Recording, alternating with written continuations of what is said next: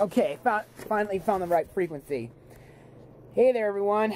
I'm Joshua Orro, the Mustang Prince, and welcome to Mustang Prince Orro Reports. Yeah, I really wonder why the camera angle is like this, so I decided to use my little camera partly for this review. Normally my filming location's over there by my laptop. Look. But, however, I will be going over there a little bit. However, the reason why is because for today's blog, which happens to be the latest sci-fi film from Relativity Media. And it's also a film that feels like a homemade movie. Released on July 2nd, 2014, the movie is Earth to Echo.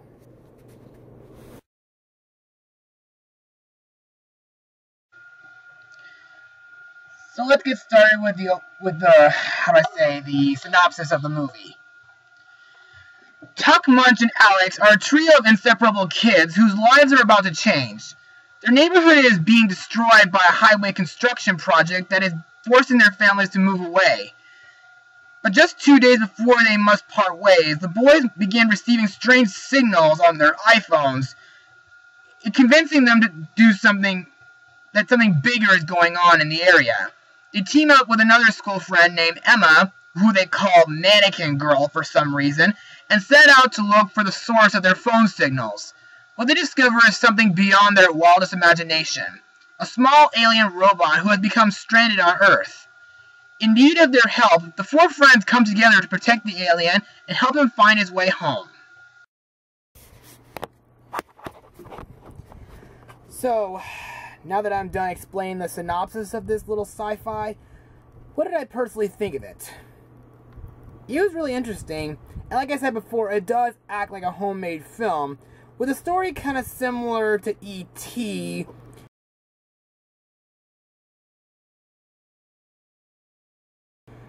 with a little dash of the Goonies.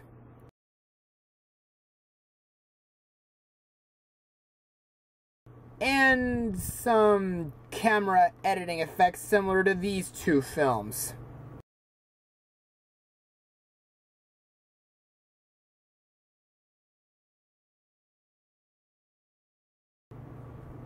But less intense. However, some parts of the video effect in the film sometimes did have some glitches and clippings at times.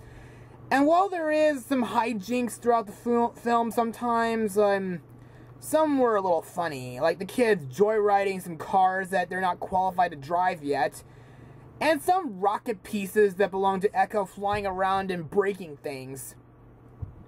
And there was also one part that did not make me laugh. It was a part where a night party got pinched for disturbing the peace, which kind of reminds me of something that happened at one of my friends' parties a few Februaries ago. However, as to explain why I like this film, I'll tell you about it in my Mustang notes. You see, Earth to Echo was commissioned by Walt Disney Pictures, the president of production, Sean Bailey, under the working title Untitled Wolf Adventure. While the studio shifted leadership between Rick Ross and Alan Horn, after Horn's succession of Ross as chairman, he decided to put the film into turnaround. After viewing a final cut of the film, Disney eventually sold the film to Relativity. Back in 2013, that is. After producer Andrew Panay met with Relativity president Tucker Tooley, or something like that. Now it's time for the cast of this film. Now, I'll only be talking about the main characters in this film who stick out the most. To me, that is.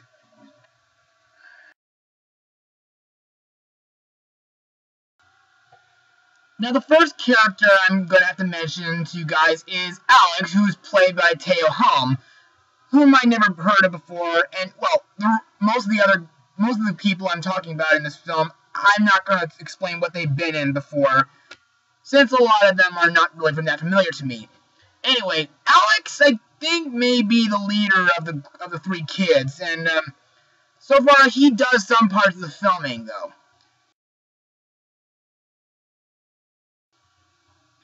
Along with Alex, Tuck, played by Brian Astro Bradley, also does the filming for the group. I mean, for this film. But he does also the narrations for this clip, for this video as well.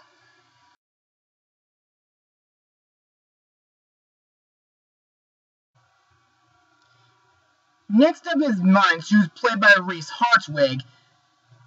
Like, Munch is considered the computer genius of the group, and he's usually the one who gets into a little bit of trouble. I mean, he did get in trouble, like, got cornered by a cop, and then also got kidnapped by the bad guys, like the construction workers. However, I feel like Munch may be one of my favorite characters in this film, along with, well, with Echo, who I'm going to be talking about later.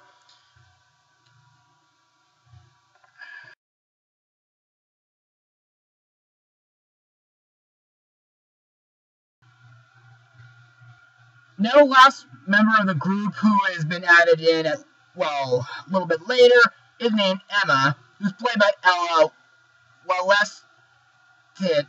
can't really pronounce her last name.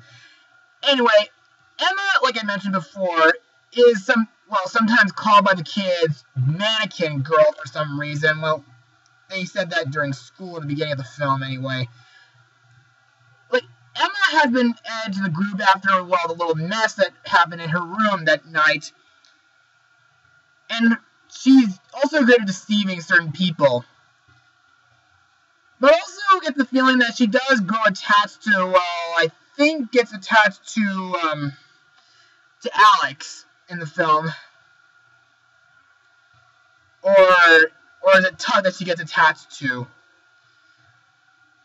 Anyway, I feel like with all four of them, Alex, Munch, and Tuck, along with Emma, do make good friends along with Echo, along with, especially when it comes to Munch's cell phone.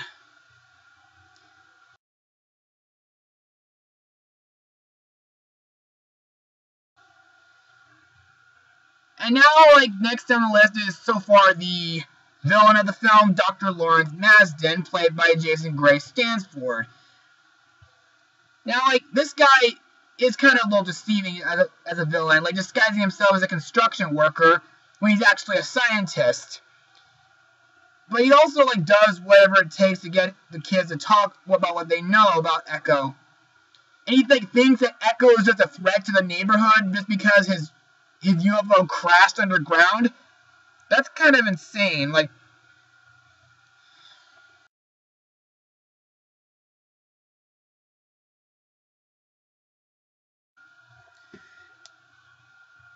Now, as for Echo himself, I kind of like how he's designed in this film. I mean, he is an alien robot who's kind of similar to E.T., like I said before, but however, his face makes him look like an owl in a way, and also some of the noises he makes kind of remind me of Wall-E.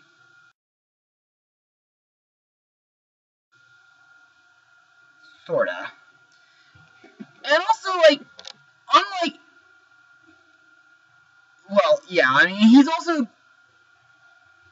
And one of the sound effects he does, it's kind of, like I said before, is similar to Munch's cell phone noise. But also, what he does sometimes to help them by making things move around, or also, prevent them from crashing into something by breaking something in pieces and then reattaching them. That's pretty cool for a little robot like him. And now to move on to my final words of this film. Above all, Earth to Echo is completely out of this world. The effects are cleverly done for a homemade movie, even though there are a few glitches and clippings at the time, but even though, I can't really complain about that, though. The kids in this film are memorable, and Echo is really, really adorable character. And the hijinks, well, apart from one, are really hilarious, though. My rating, 80%. Well, that's all for now. Be sure to join me next time for my next vlog as we go rock and rollin'. See you later next time, everyone. Mustang Power!